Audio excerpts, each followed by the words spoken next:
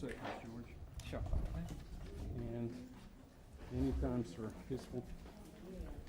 I said that on the film there, it misrepresented this a little bit because they said it was for pick them up to keep violence down, but there was no violence whatsoever. It was just a peaceful demonstration, and they picked up people, as the man said over there just now, some just bystanders, just like people get up for curiosity. They picked them up and carried them on and put them in there anyhow.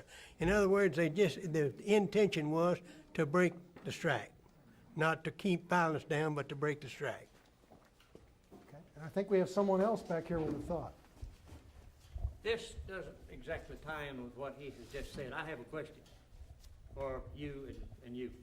Is this by any way in regard to a conspiracy for or against organized labor at the present time or the present day? I mean, is that why we're here? Yes. We're not taking a position. That's not why we're here. Okay. We are simply exploring what happened, and obviously any conclusions you want to draw from that either way is entirely up to you. You can understand my, and I think maybe some of the others may have some thoughts too along this line, that it could be a conspiracy for or against, that you could use in regards to organized labor. And I, for one, would certainly say that I certainly hope that it isn't. Amen. And I hope the rest of you feel the same way that I do in regards to this. Because we don't want to be a forerunner for something to say that, well, these poor people or these people that acted during the recession days of the 30s have a whole lot to say for or against, whichever case you could be on in regards to organized labor. Just facts. Do you understand the point that I'm trying to make? We do, and it's up to it's up to anyone to draw their own conclusions. We're not trying to put words in your mouth or take words away from your mouth, or in any other way interpret what you want, except to let you speak. What do you think? I think the same way. Sure. Yes. I wouldn't want to irritate anybody about any of this, but we've got to put ourselves back in the days when it was happening. Forget about today, because there's a completely different system altogether. And at that time, the union was trying to get started. And they was poorly organized when they struck. If they had struck a little later, went away ahead and got a little bit better organized, we might have saw different results. But I think it was premature in pulling the strike. You're right, they had some leaders that I was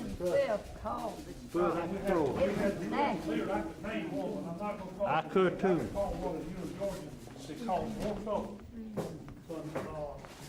A dozen people could think about getting out of it. But it was premature when they struck, and that's the reason the National Guard come out, they couldn't control it. And the union was out of control. Textile industry and family atmosphere that existed on these company villages, period.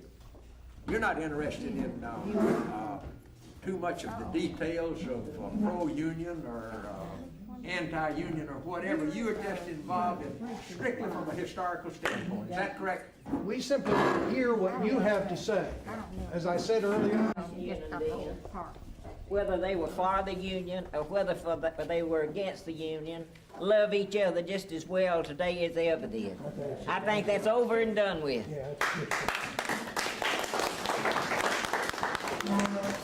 We're all too old. We're all in the same boat. We're all in the same boat then. What one had, the other had. We all thought we was rich because we all had the same thing and didn't know no better. And so I still believe that love still exists just as much between, probably, I don't know about Hogansville, but I'm sure in Hogansville. I'm glad I wasn't raised in East Union, but I moved there as a young girl. And I'm glad that I could say that I was brought up a long time in East Union. I love the East Union people. I love what East Union Village stood for. I still love what it stands for. And I've never been ashamed of the fact that I worked at a cotton mill. Amen. Right. I was raised there, so I learned a lot. We had good churches and parties.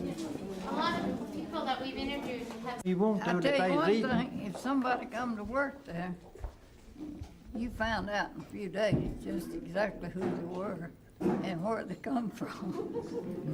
You could go visit some of your neighbors if they was eating. They didn't have to invite you. You just get your chair and pull up and start eating. They didn't care. By the way, there's a very fine book, and I'm sure your local library also has it. It was written by a group of historians of the University of North Carolina who are also advising us on this film. That family business at East Newland, like we were talking about, the first time that we had this reunion, this old Acquaintance Reunion, I think was one of the highlights of my life, because so many folks that we hadn't seen, and when I seen them, we hugged one another's neck just like we lost brothers and sisters. So I think East Newland was bound together in love, and as the sister says, I still believe it existed in this day and time. Even though we've had opposition, we still are brothers and sisters and in love and one with another, now as we ever was. I said some of the best cook in the world. We all went to the same church.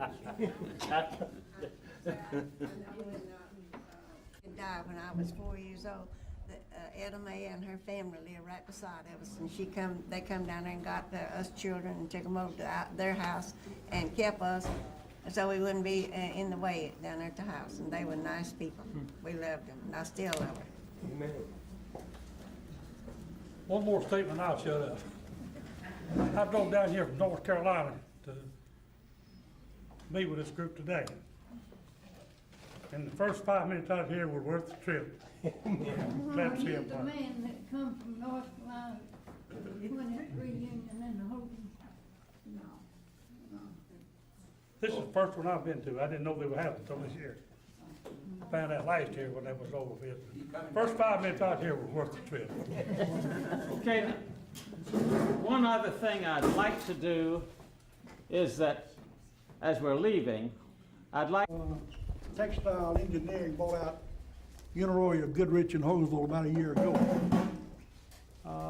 They have notified the employees, it's down to about 240 employees now, that they will be closing the plant there in about 6 months. They also bought a plant in Thomaston at the same time they bought the one in Hogansville. And they are talking about carrying the machinery from Hogansville to Thomaston. My question is this: will you do a follow-up on that, or would you do a follow-up on it and perhaps interview the management in Hogansville and see if there's any possibility that they might keep it open or sell it or whatever they plan to do with it? That's right down your alley there, and it'd be a good follow-up story here that you have. Let me get your name, and we'd like to follow up. Obviously, there's a limitation on how much we can do. Yeah. That's a good suggestion. Belong to the mill company anymore. It was sold years ago to individual people. It won't be as big a problem, I don't think, now as it would have been 15 or 20 years ago, because we have so many different people that work outside our area, like Meriwether County, Katy County. I heard The Orient during the early 80s. Yeah.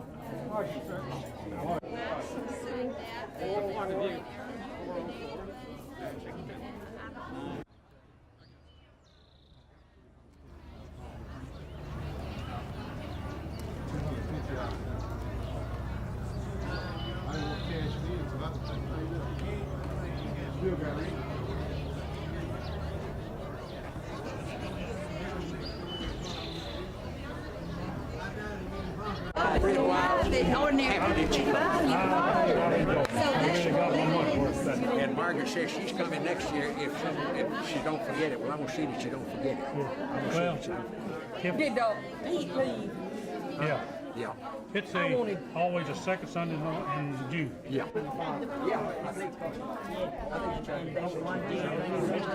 She'd look over Nate the other day, and we got home that night, and he says, I tell you now, that's one of the finest women I've ever seen. Yeah, she was great right on. Good to see all of you. Y'all got to be a I generous- still say you got pretty blue eyes. Thank you. I think your wife's standing out, I told her. I do too.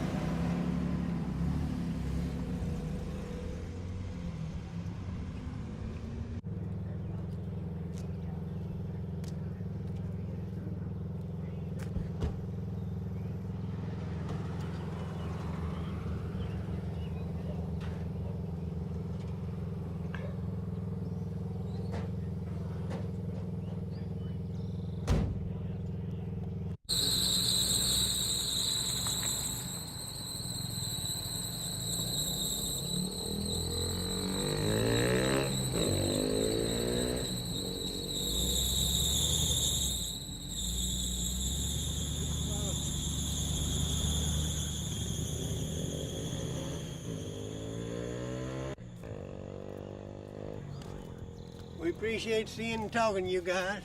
Take care of yourself. We'll see you again. All right, you take care. Okie doke. You're an outlaw, right? There you go. He's that organized. This is the first time I've seen this family together in 50 years. Wiles. They would be here. Do you want to see a picture of some good-looking children? Those are my grandchildren. Now have I got to look at these, Margaret? Man, that's fine looking people. You responsible for these? Halfway, partially. Yeah. Their mother is my daughter, and he will be 17 the 29th of this month, and he weighs 220 pounds. Plays football and wrestling. I'm damn you Notre Dame gonna be down here looking for him. I bet you. Guys been on the train with about 2 days, just ran around. That other guy, he saw finally he'd get a little relief, and he lay back, and that man says, "Wait a minute," said, "I ain't told you about my grandkids, have you?" And he said, "No, you hadn't, and you don't know how much I appreciate it." Well, I just had to show him one picture since these were new. I thought you'd appreciate that. Were you Caroline? First time that I have seen this family together in 50 years. Now I'm sure they have been together. We've seen each other since in less period of time than that. We were up at their house 2 weeks ago in North Carolina. But we don't see each other as much as I would look for us to see each other. Now, where did the Wiles live? Did they live near you? Or did they live down the village? No, I know right where they lived, but they were neighbors. We didn't live right on the village. We lived in a little old house just off from the We village. lived next door to each other, but we were close enough that we could say we were neighbors. Oh yeah. Like Oprah said, we was one big happy family, all of us, whether he lived right on the village or not. Anybody lived in the vicinity.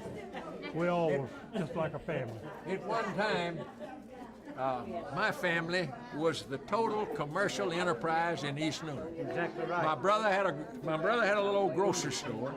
My father had a barber shop, and my daddy had a barber shop, and my brother-in-law had a little old meat market right off the barber. You remember that? Yeah, I sure do. That's why I said that his family had a lot to do with the majority of us in East Union being able to make it. When he said a few minutes ago that his brother sold food, groceries on credit, I would dare say that at least 90% of the people at our age group that are here today owed him money. And it took my mother a while to catch up with hers afterward. My mother was a widow woman. Fine family of people. Fine family. I've seen the time when if it wasn't for his brother, we wouldn't have had nothing to eat in the house, because we were buying food on credit. My mother raised 4 of us, and she, at times when she got sick, she just couldn't pay the food bill. But he didn't cut us off. He just kept sending it to us. He knew Mama was honest and a Christian, and he knew he'd get his money when Mama could get it. When they did pay off, see, we eat a little better too, so. It's 6 of one, I does It's awfully good to see you. Oh, good to see y'all. Wonderful. Well, I'm afraid praying them, we've got a little distance to go. Hope to see you again. If we don't see you before, see you next year, huh? Good. So good. Margaret, y'all be good. God bless. What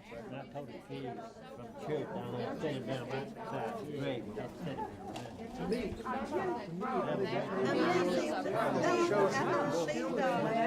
you want to talk to me about? I will. I love you. See, I think they've left. Ollie? Yes, ma'am. Ollie, that's her name? O-L-L-I-E. Ollie did. Why don't you tell us what you remember of the 1934 strike and your brother's involvement and his name? Well, he lived in Hogansville. He worked in that Road. And I worked at East Newton. Okay, 1 second. And Ollie. where you were born? Ollie Leola Castle, born November the 2nd, 1907. And where were you born, ma'am? In Cater County. When did you move? Okay, rolling. As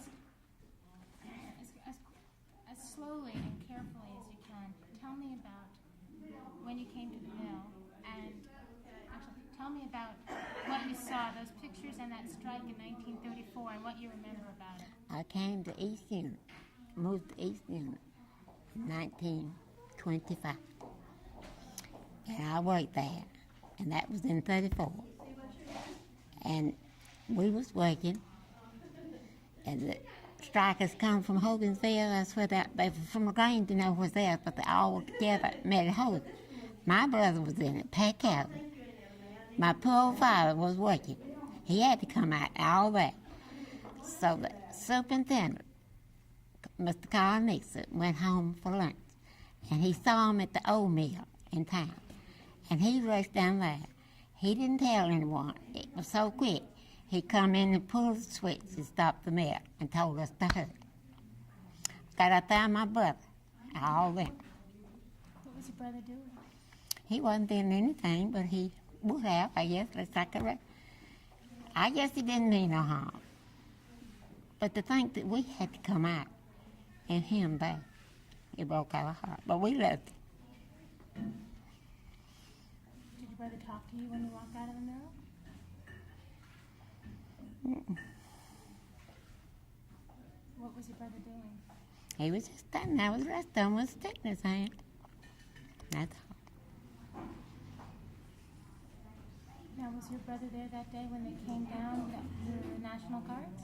Yes, ma'am. And what happened to your brother then? He went back to Hogansville. Some of them couldn't. The National Guard got him. Did your brother continue to be a member of the union? Yes, ma'am. Did he talk to you? What was your brother working for? I don't know.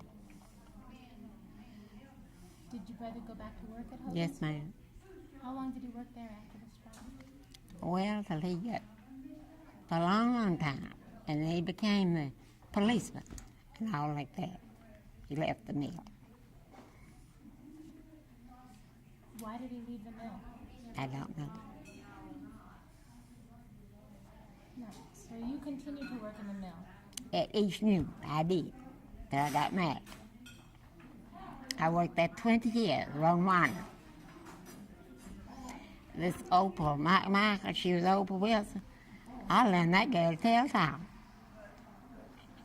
She was very young when she come to work.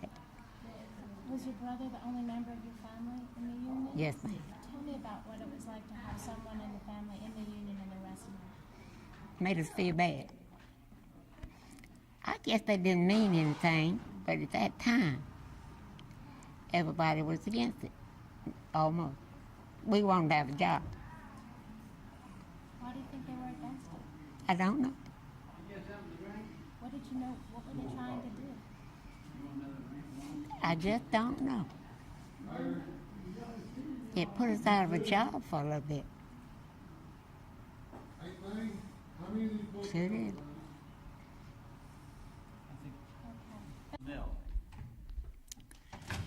Well, in 1909, All right, sir. Tell us about your life in the mill. see, and when my first work in the mill in 1909, and just before Christmas that year, and I was in next March,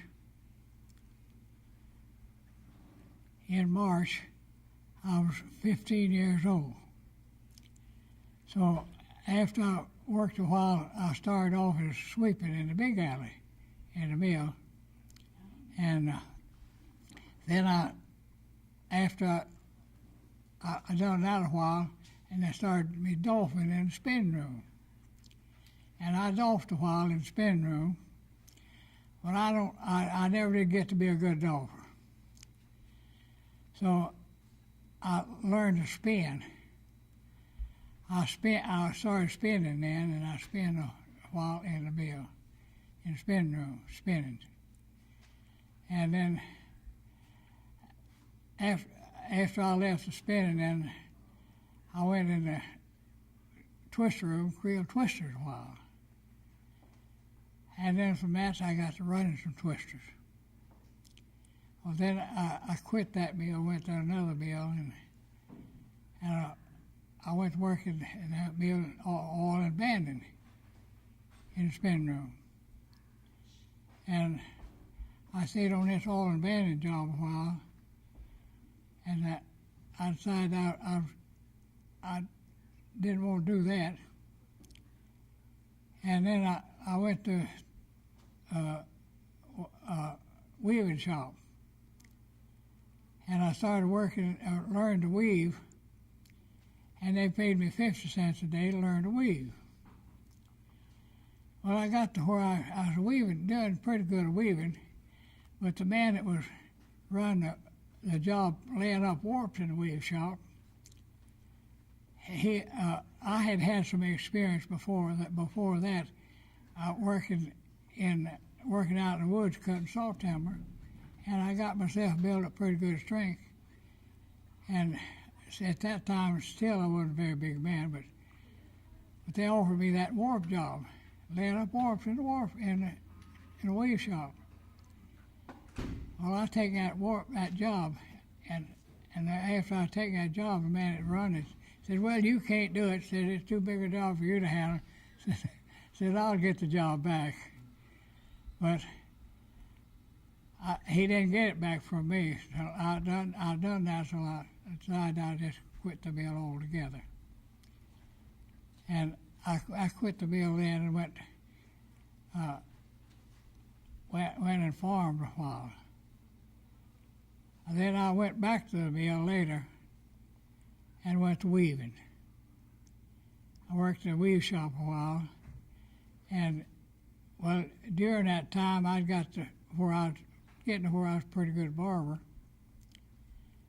And after I quit that job there and weaving, I went to barbering. And then later, they wanted a man in the community building, a barber in the community building. So I went and opened a shop in the community building, a two-share shop down there. And I was working it by myself then. And depression got so bad in the mill till I thought I was going to lose. I had to come out of the shop.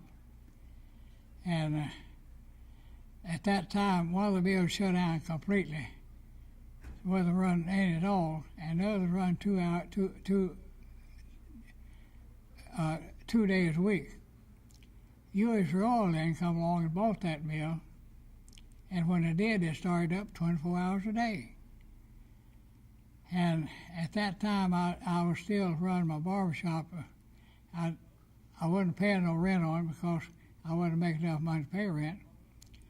Well, things opened up, and then I hired me another barber to work with me in there. And we were both doing good. Mr. Melson come down and says, "This gentleman, looks like things moving pretty good for you now, ain't they?" I said, "Yeah, I think they are doing pretty well." He said, "Well, you can start next Monday and start paying my rent on your barbershop again." Now, so you were not... I was in that barbershop and the troops stopped me, and that's one reason, see, I cut me out. I got out when the troops come in there, and everything shut down, so till I was just, I was out of, might say out of a job, but I was taking in about $6 a week, and I was paying $3.50 out of that for rent. How did you feel when you knew your father and sister were... Well, it looked pretty bad to me, see, and I couldn't understand why they would do such a thing as that. That they would, well, I never did know, I did know too that they would carry it off, and I don't know how many days they stayed up there, but I think Talmadge is the one who caused that. I don't know, but I think Mr. Talmadge caused that, and it spread out all over the country, that business, that all these people in that mill at that time. How did other people in the town feel about your father and your sister being in They jail? felt pretty bad about it. but there wasn't nothing anybody could do. I know they felt pretty bad about it, and there was a large group of them that they locked up. And Did you know any of the others? well, yeah, I practically knew all about it. The biggest push started, see, Barbara in the community and Cottonville down, you just about know everybody. And I knew all of them was in that. So I didn't like the idea, but and it come out now putting me out of business too. What did the fellows talk about it in the shop? Yeah, there's a lot of talk about it. A lot of people talking about it, and they didn't like the idea, but so it just it interrupted everything. Did you talk to your father about? Yeah, my father was a salvage man up till that time, but he wasn't no salvage man from then on. Yeah, he thought a lot of salvage, but he thought he did, and he had voted for him. He said, I would never vote for him again. Did you hear? Was there much talk about the union at the time? Yeah, there's a lot of talk of the union, and they felt like that they was going to get organized. Units they felt like they were going to get organized that time. But when all this happened, well, that stopped. Well, in other words, it killed the union talk. Do you remember the fellows who came to organize the union? Who were they and where did they come from? I can't remember the name. No, I can't remember the name. Do you remember where they came from? I think it came from in Alabama, from Shaw, down below West Point. Yeah. In that section down, I think.